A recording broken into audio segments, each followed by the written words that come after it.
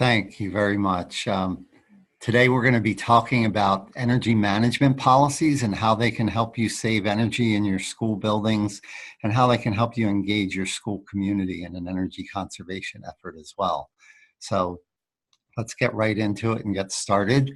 The agenda today is to give out a little bit of information about what energy conservation is and how it's different from energy efficiency. The two terms are kind of used interchangeably. Why is it important, and why is it a big part of most energy saving strategies that building owners will engage in? And then how does an energy management plan help us conserve energy? And the last thing would be some examples of things to include in your energy management plan and some steps that you can take to get yours implemented. So in a quick introduction here, I'm the founder and president of Practical Energy Solutions. I founded the company in 2006. We work primarily with schools and municipalities in a broad range of energy saving and strategic planning activities. And so everything from the engineering to engaging the occupants and educating people in the facilities on how they can save energy. Wide range of clients. I mentioned a lot of municipal and institutional, many schools that we've worked with here in the region and throughout the country, actually. So when we talk about energy management, most strategies have kind of a three-pronged approach, especially if we're looking to get to a net zero energy or a net zero carbon emissions goal. And you really need to engage in all parts of this. And so the foundation tends to be energy conservation.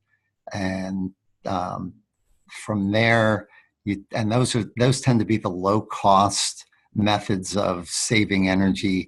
People call it the low-hanging fruit. It's not always easy to identify, and so sometimes you need a little bit of detective work to find where those energy conservation opportunities are. From there, then you look at upgrading your equipment, making it more efficient. And in this case, we'd recommend, if you're trying to get to that net zero carbon emissions, that you would convert things to electricity so that you can use renewable energy then to generate all of the energy that you need for your school. So I get to tell a little story here. When we talk about the difference between energy efficiency and conservation, I like to use an example of a couple of vehicles. And so I have a picture here of a Prius and a Hummer. And most people would know immediately when you look at this picture that when you think about efficiency of these vehicles, Prius is much more efficient than a Hummer. Obviously, that miles per gallon rating is much higher than you would get on a Hummer. And usually when I'm doing a presentation like this live, I pick a couple of people out of the audience and make one of them the owner of the Prius and one the owner of the Hummer, and ask which one do you think uses the least amount of energy. And of course, people would say the person driving the Prius. But that's just from an efficiency standpoint. We're going to explore this from a conservation standpoint. And even though the Hummer only gets 10 miles to a gallon and the Prius might get 50 miles to a gallon, how the person manages their vehicle and manages their travel really impacts how much fuel they use in a given year. And so if the person driving the Hummer is able to carpool with a lot of other people, they could fit probably 12 people in that car and then get rides from those people on other dates.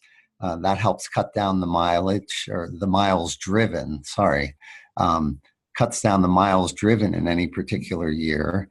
And using public transportation and doing other things to minimize the use of that vehicle, riding a bike to work or walking when you can, that can reduce the number of miles you drive in a year. Where someone in the Prius might be feeling like, hey, I'm getting 50 miles to a gallon. I don't need to conserve, and I can drive as much as I want. And sometimes I'll joke that the person driving the Prius likes to drag race it on weekends. And so they're racking up a lot of miles as they go through the year.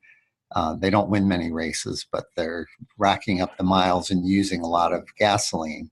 And so when you look at it at the end of the year, the person in the Prius is driving 20,000 miles a year, and maybe the person driving the Hummer is only driving 2,000 miles per year.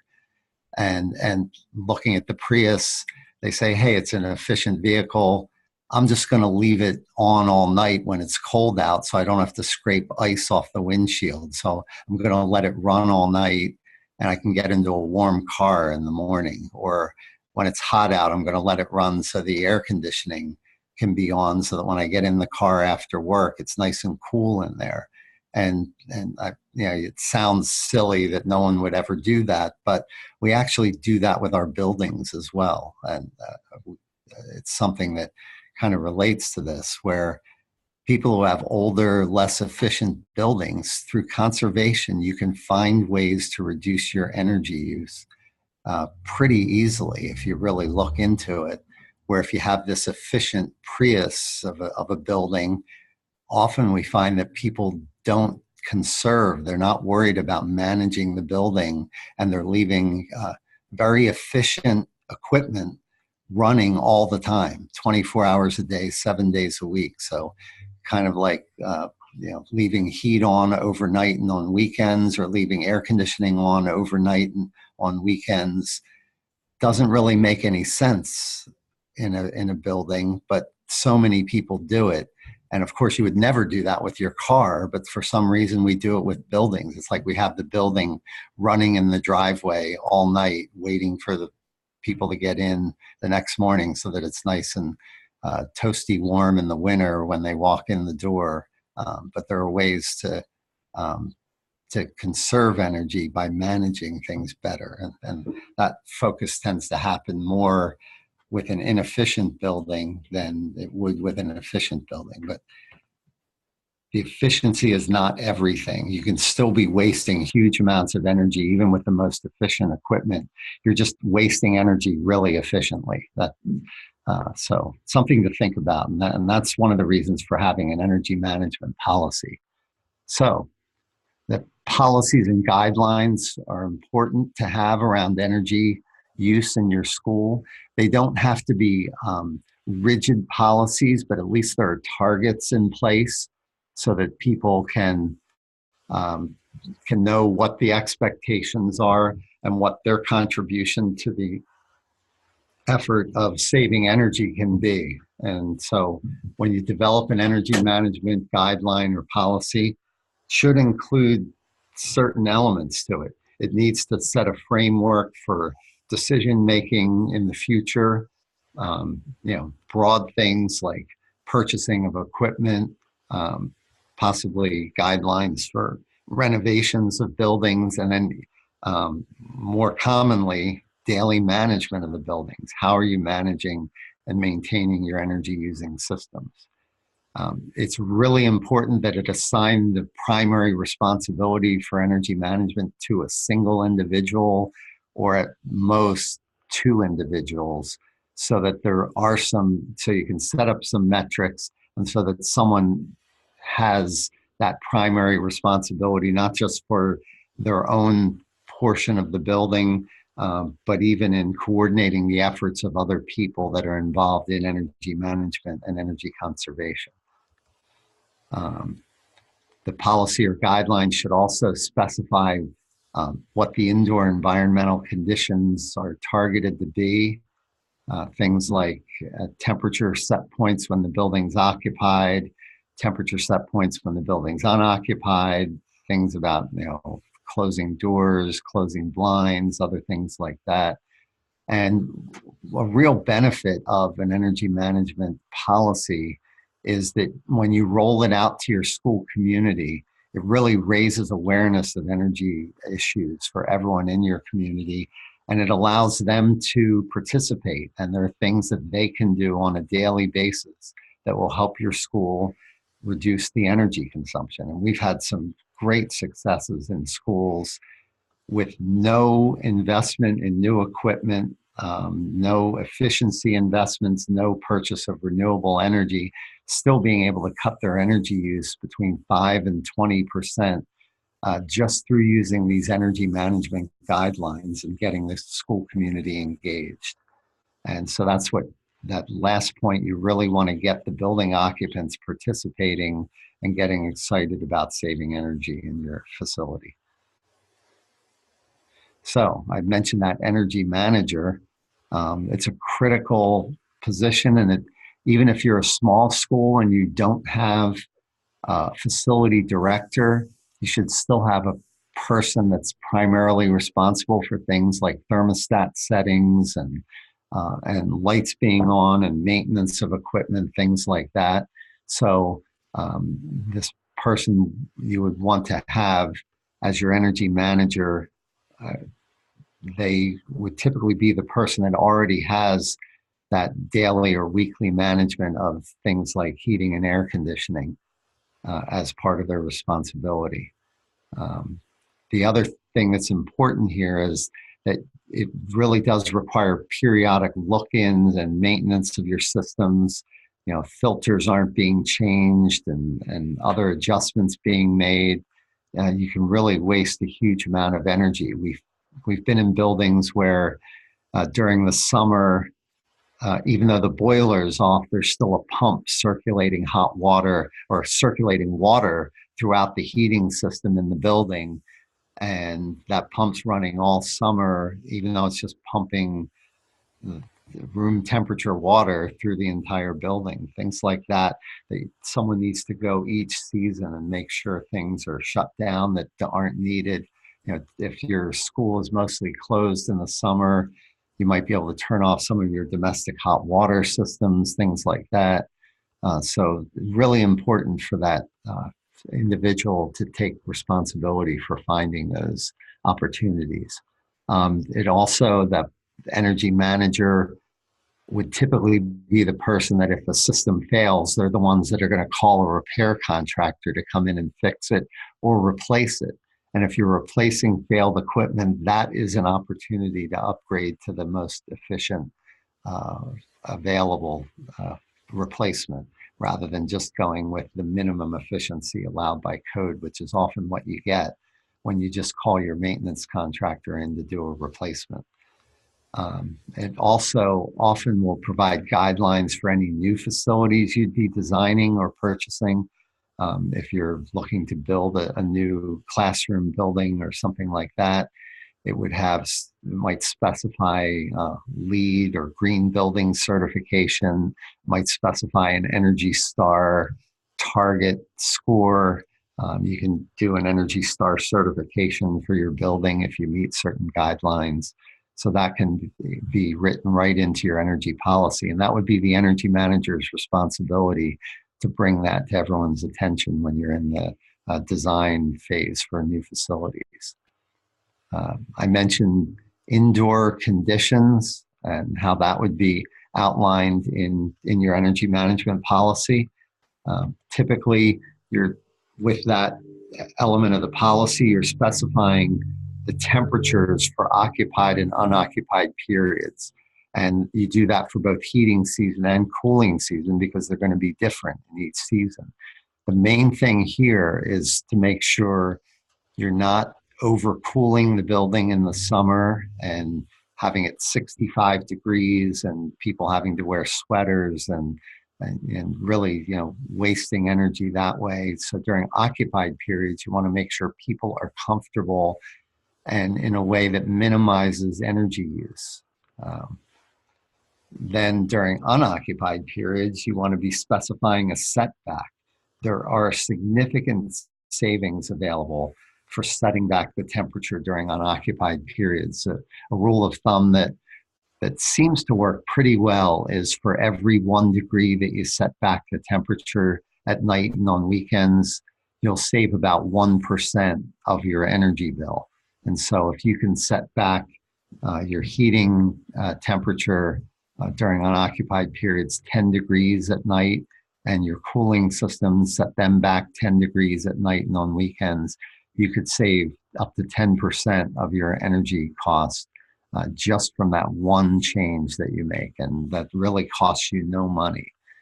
You specify light levels for classrooms. We find a lot of school buildings have classrooms that are overlit. Typically recommends something in the 40 to 50 foot candle range for classrooms. And that's important because, if we come in and we see that you're at 90 foot candles, not only are you wasting energy, maybe using double the energy you need to use to light that space during occupied periods during class time. Also, students don't concentrate as well when the light levels are outside of this range that's specified for school classrooms. And so it's important to get that into your energy management policy. Now you can have your temperature, you can have a target temperature of, let's say, occupied periods during the winter, a target heating set point of 72 degrees, but maybe you make it a range of 70 to 73 degrees and let people adjust a little bit. But at least you have a target, and people know that they're not supposed to be turning the thermostat up to 80 degrees. And there's no benefit to, if you walk into a room and it's somewhat cold, turning it to 80 doesn't get it to 73 any faster if it's 65 in the room. You would just turn it to the set point that you want, and that would be the maximum that you'd want to have it, where you'd want to have it set. Now, guidelines for new equipment. You really want to specify efficiency levels or something about maximizing the efficiency of new equipment, or even having a consultant or your contractor report to you what the benefits are of investing a little bit more money beyond the minimum efficiency equipment, investing that little bit of extra money for something more efficient, and what would be the payback for investing that extra money. And that can help you talk about the financial implications of getting efficient equipment in place. Often that cost differential between efficient equipment and baseline minimum efficiency equipment pays for itself in just a matter of 4 or 5 years, something like that. So heating and air conditioning, lighting, domestic hot water, it's always a great opportunity. If you have 50-gallon domestic hot water tanks, and really it's only used for washing hands and rarely used during the summer, it's possible you can turn those off during the summer. You might be able to get on-demand hot water heaters, so that way you're not circulating, you're not heating water 24 hours a day, 7 days a week, and keeping it stored just in case someone turns on a faucet for 30 seconds to wash their hands. And then office equipment, you want to make sure everything you buy is Energy Star certified, things like printers, copiers, computers, things that can go into energy saver mode, but and that operate at the highest efficiency while they're being used as well. Another great thing about an energy management policy is that it typically gives the school community some things that they can do on a daily basis to help you save energy. So your policy would include things like, if your classroom is going to be empty for 5 minutes or more, you should turn off the lights.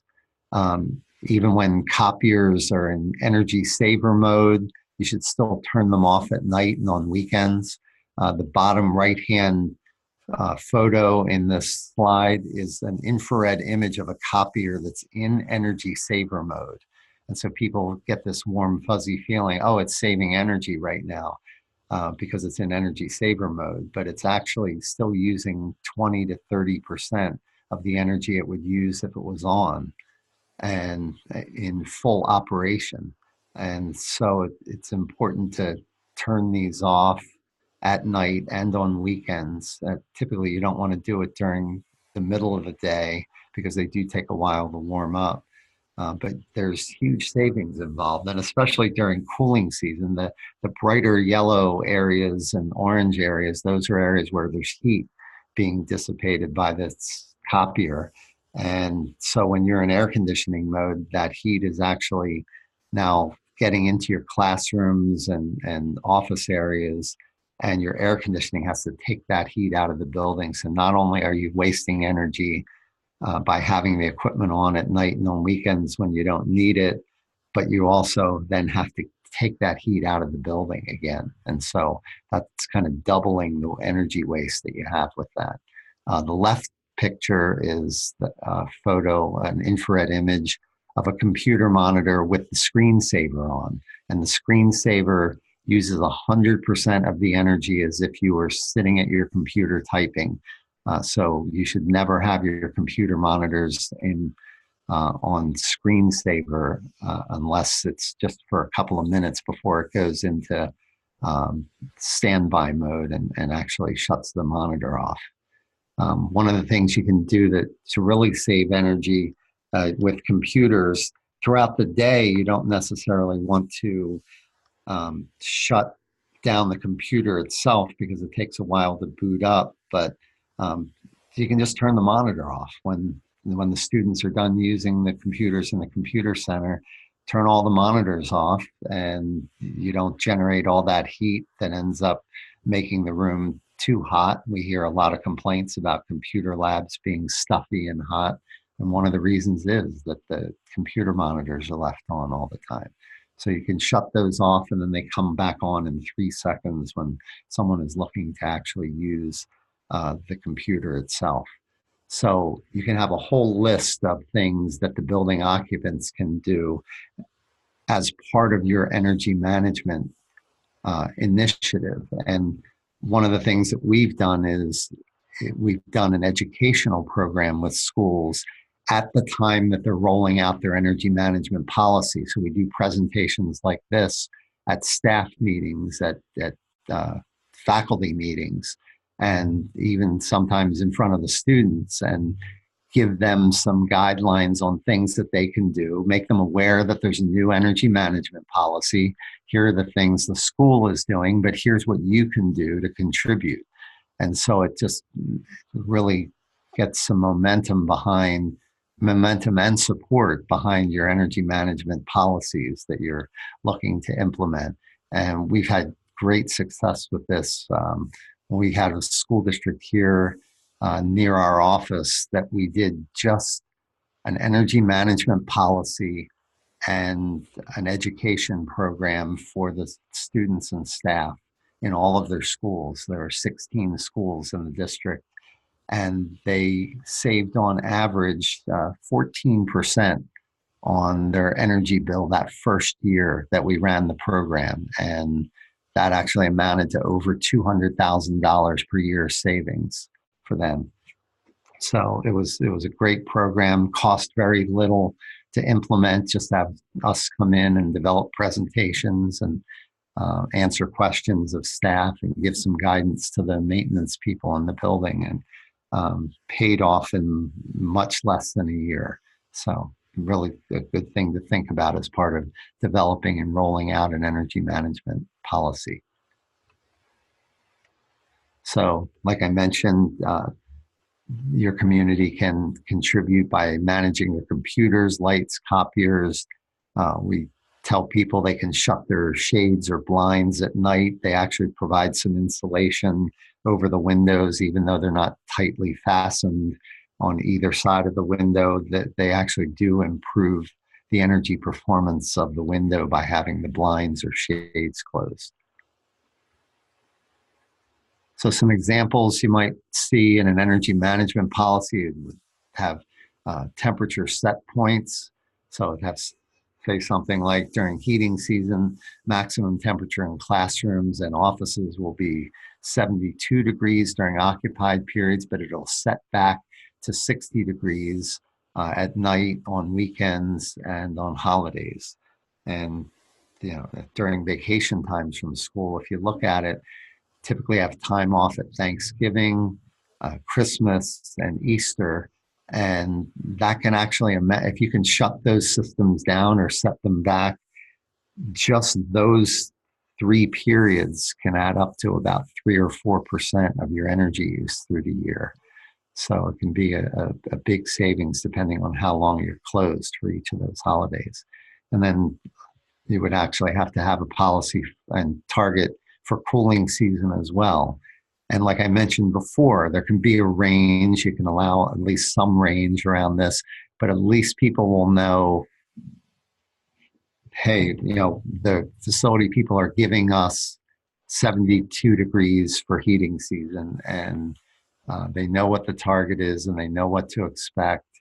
And if it really is a need for their particular classroom, maybe they have drafty windows. Okay, we're going to make it 73 or 74 in your classroom, but we won't be having people turning their heat up to 80 degrees in their classroom. So you keep a more uniform heating throughout the building, more uniform cooling as well. Set your cooling back to 80 or 85 degrees during unoccupied periods. I mentioned before, for every 1 degree is set back, you could save 1% or so of your energy use. You can have standards for office equipment management, turning off copiers at night, turning off computer monitors, things like that. I already mentioned all that, but we have developed a template for an energy management guideline, and a few of our school clients have used it. It's something that we can send you. There's no charge for that. You can just get in touch with us and we'll send you the version that one of our clients is using. But if you want something tailored specifically to your facility, get in touch with us and we can talk about what that would cost, or what it might cost to customize a policy for you and present it to your school community. And that's typically a really well-received program. So keeping this presentation short and to the point, we're going to wrap up here. And so just highlighting some of the benefits of having a policy by having one person responsible. And again, it doesn't have to be a facility person. If you're a small school, it can be the finance person or a maintenance person. It doesn't even have to be a full-time employee, but at least someone who's there. In some cases, we've had a teacher be one of the responsible people for, because they would be guiding the other teachers in things that the community can do, and turning off lights and turning off printers and copiers, things like that. And then maybe one of the administrators as someone who would make sure that the set points are all correct on the thermostats, that you're using a programmable thermostat that automatically sets things back so you don't have to think about it. And really those programmable thermostats, they're great. They can pay for themselves in a matter of a few months, but you actually have to program them to set back the heating or set back the cooling at night and on weekends to actually get the benefit of it. So you would want someone responsible for checking those on a monthly basis, because sometimes people go in and override them, and we've seen them where they're just set on a hold temperature 24 hours a day, 7 days a week. So you want someone just to follow through and check on those on a regular basis. Typically, when people know what the target temperature is for their classroom and they see that you're meeting that, you tend to have less complaints and improved satisfaction. And I'm sure anyone in a school environment would be thrilled to have people more satisfied with the conditions in their classroom and hear less complaints. And the side benefit that really contributes to the mission of your school, there's an educational opportunity here. Often teachers will use this policy implementation, and when you find ways to conserve energy and save energy, have the students track the energy savings or talk about the environmental impacts, the benefits of using less energy. And we've seen that rolled into the primary mission of the school, which is educating the students and giving them some practical hands-on knowledge that really contributes to their learning experience. So that's the end of this presentation. If you do have questions, you can ask them right now, or you can follow up by email or in any other way that you want to get in touch with us, and we'll help you as we can.